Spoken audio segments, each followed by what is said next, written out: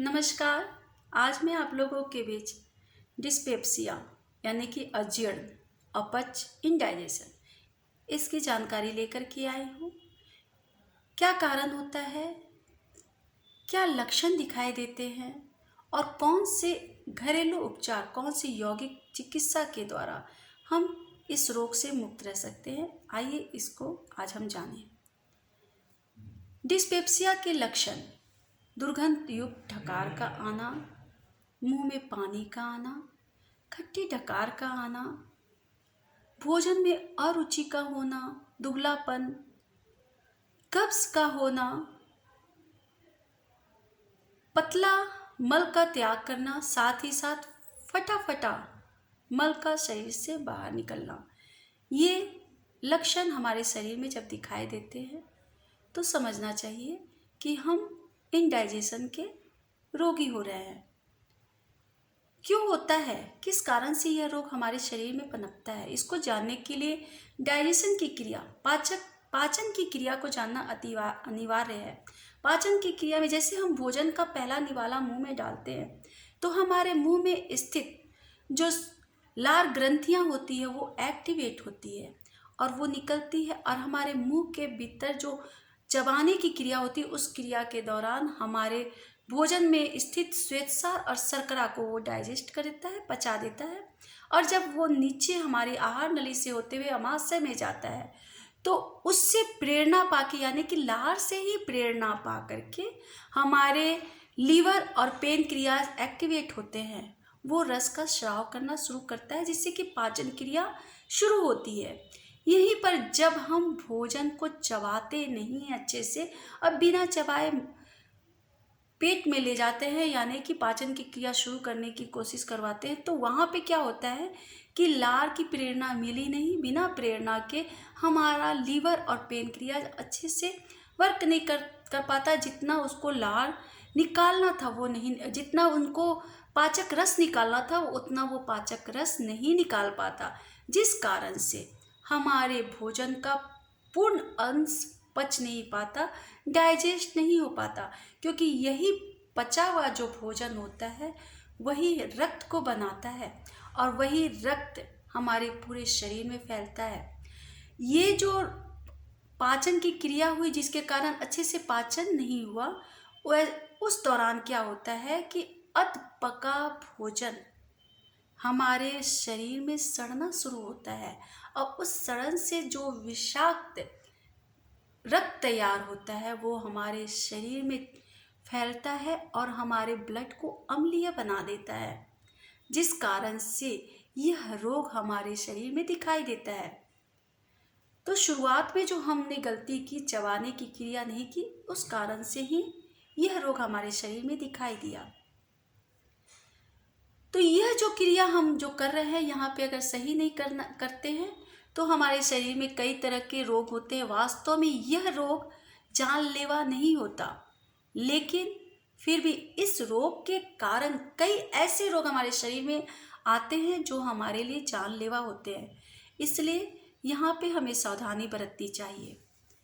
इसी रोग को कहते हैं डिस्पेप्सिया, इंडाइजेशन। कौन से तरीके हैं, कौन सी औषधियाँ हैं जिसे लेकर के हम इस रोग से मुक्त रह सकते हैं, तो जाने हम। जैसे जिनको कब्ज की शिकायत है, डिस्पेप्सिया के पेशेंट जिनको कब्ज की शिकायत रहती है, उनके लिए मैं बता रही हूँ, रात को सोते समय 1 चम्मच हर्रे का पाउडर लेना है और गर्म पानी से उसको घोट लेना है। सुबह में आपका पेट क्लीन होगा। साथ ही साथ उदर स्नान की विधि आप लोग को बताई गई है, बीच बीच में उसको करते रहना है, जिसके कारण आपका पेट हमेशा साफ होते रहे।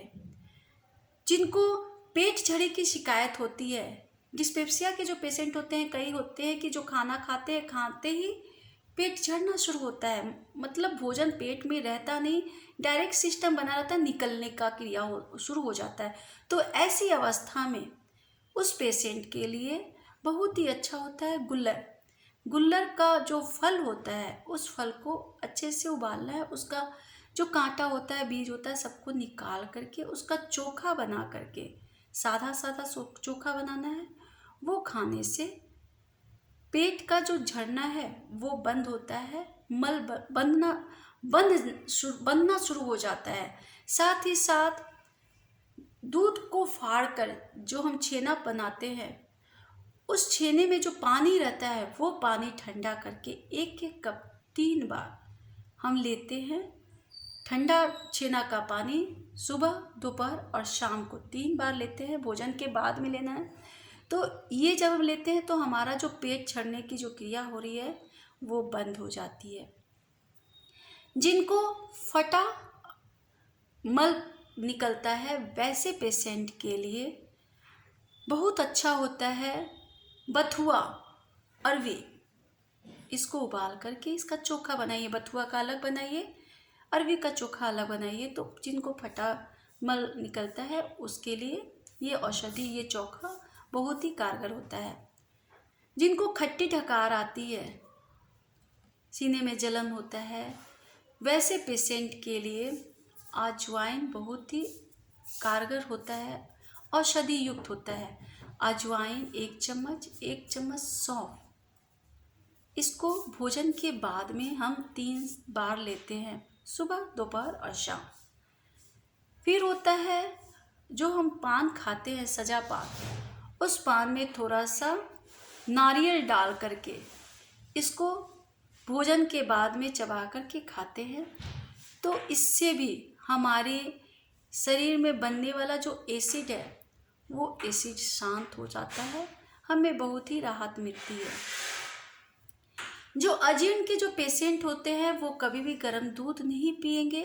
दूध खौला करके ठंडा करके रख लेना है, फ्रीज में नहीं रखना है, नॉर्मल रहता है।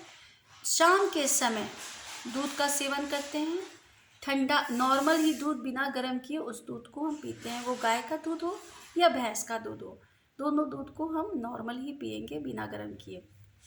ये भी हमारे शरीर में बनने वाले एसिड को शांत करता है। साथ ही साथ काला नमक, अजवाइन, हींग, आधा चम्मच अजवाइन लिए, थोड़ा सा काला नमक लिए, सरसों के दाना के बराबर हींग लिए, उसको दांत से थोड़ा सा चबा करके गर्म पानी से घोटने से बढ़ी हुई एसिडिटी में बहुत ही जल्दी शांति मिलती है, अच्छा लगता है, आराम मिलता है। तो ये हमारे कुछ घरेलू उपचार हुए जो मैं आप लोग को बताई। हर्रे जो है वो रात को तो हम लेते हैं कब्ज वाले पेशेंट, लेकिन जो हमारे जिनको पेट छड़ी की शिकायत रहती है वैसे पेशेंट के लिए ही हर्रे लेते हैं, लेकिन दूसरे तरीक़ा से। हर्रे को थोड़ा सा फोड़ करके रात को खौलाते हैं, खौला करके उसका पानी पीते हैं। उसका पानी पीने से हमारा जो ढीला मल होता है वो बंध जाता है। तो यही हर्रे एक पाउडर बनाकर जब ले रहे हैं तो वो पेट को साफ कर रहा है, और वही उबाल करके ले रहे हैं तो पेट को बांध रहा है। तो ये हमारा घरेलू उपचार हुआ। छाछ लेना अति आवश्यक है, दही का सेवन बिल्कुल नहीं करेंगे, छाछ लेंगे। नींबू, और जब छाछ लेते हैं तो नमक के साथ ही लेंगे, काला नमक या सेंधा नमक डाल करके छाछ का प्रयोग करेंगे। कुछ आसन इसमें औषधि का काम करता है। तो हम लोग जाने इस बीमारी में मणिपुर चक्रों को प्रभावित करने वाले जो आसन होते हैं वही लाभदायक होते हैं, जैसे अग्निसार मुद्रा, आग्नेय प्राणायाम, मयूरासन, पदहस्तासन, उड्डयन, वज्रासन, और शाम के समय में करते हैं योग मुद्रा, भुजंगासन, दीर्घ प्रणाम, और साथ ही साथ आग्नेय मुद्रा और अग्निसार मुद्रा और आग्नेय प्राणायाम, इसे शाम के समय करते हैं। और एक मुद्रा होती है हस्त मुद्रा, जिसको कहते हैं अपान मुद्रा। इस मुद्रा को हम करते हैं रात को सोते समय या दिन में भी जब लेटते हैं बेड पे, तो शव आसन में लेटते हैं, हाथ एकदम सीधा, हथेली ऊपर की ओर, हाथ को टाइट करके, आंख बंद करके, मन को नाभि पर रख करके, यानी कि मन को मणिपुर चक्र पर एकाग्र करके हम थोड़ी देर तक, कम से कम 5 मिनट इस अवस्था में रहते हैं। तो इस मुद्रा से हमारे शरीर में बनने वाला एसिड नॉर्मल होता है, ख़त्म होता है।